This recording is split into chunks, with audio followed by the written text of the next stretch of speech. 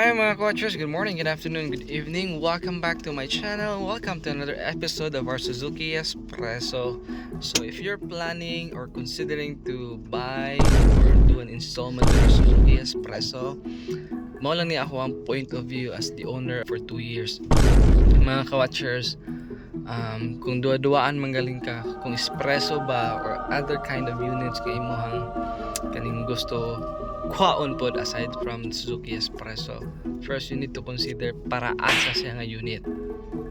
Kaduha, ang ihang kaning maintenance, afford ba nimo ang ihang maintenance? When you say maintenance, part niya na kanang ginatawag na to nga PMS, change oil, filter, fluid, tanan kind of fluid nga sa sakyanan nga kailangan niya. So from time to time, when I say from time to time, mga tuig mo labay, pang ilisan na siya, pang bag-on siya. Ayun, filter pod sa cabin, filter pod sa engine, and everything, kaya ba nimo siya i-afford? Here's the thing, kung mo kuha man gud kag mga dagkoon nga sakyanan or different kind of unit compared to Suzuki Espresso, mangayo po na sila og bahin. At the same time, sa pagpangayo nila og bahin, lain-lain siya og value sa market kung tagpilahon ang ihang engine filter compare sa katong lain nga filter kang espresso.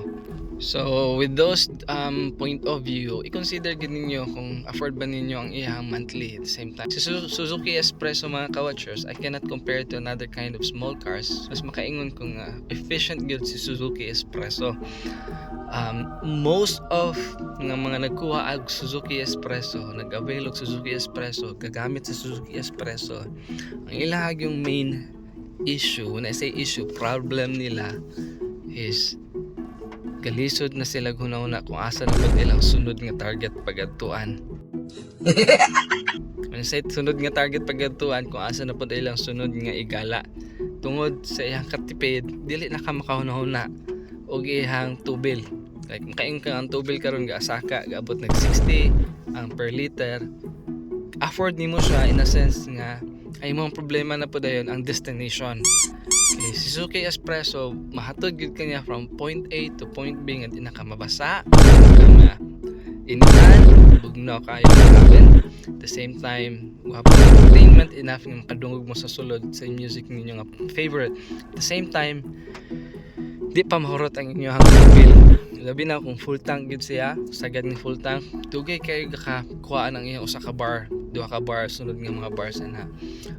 As Suzuki Espresso owner, ang mo ang maintenance ani sa akong wife sa fuel is every 2 weeks full tank niya, mahurot gid siya. So 2 weeks ang iyang full tank naa sa mga 13, 14, 15 amo ang budget ana per 2 weeks. When we say 2 weeks, ginagamit na ko siya pag sundo o kuha sa ako ang bata sa school, and then makatravel na siya og 180 kilometers kanang full tank ha, 1.3 nga di pa na siya mahurot, 180 kilometers back and forth. So daily din nga commute, aya din siya mahurot. So for 2 weeks mo tong ihang quads, estimate na lang nato na siguro sa mga 215 to 230 kilometers ang iyang full tank, aya siya mahurot. Within city lang na, city drive. So kung gina-consider ninyo ang Suzuki Espresso ana nga point of view, 230 kilometers aya pa siya mahurot. So kung sa e-car, aya din siya i-charge nimo pag maabot na din makonsume na niyang 230 within city drive. How much more kung yung tag long travel? So, mas taas ang ihang kilometers ng pagkaganon. So mao lang to mga ka-watchers, no.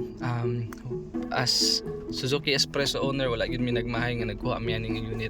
Hangtod karon every time nga magsige kog drive sa sakyanan, magsige kog hinuktok nga kanang compatible gid kay siya sa mga ga-start up sa ilang family.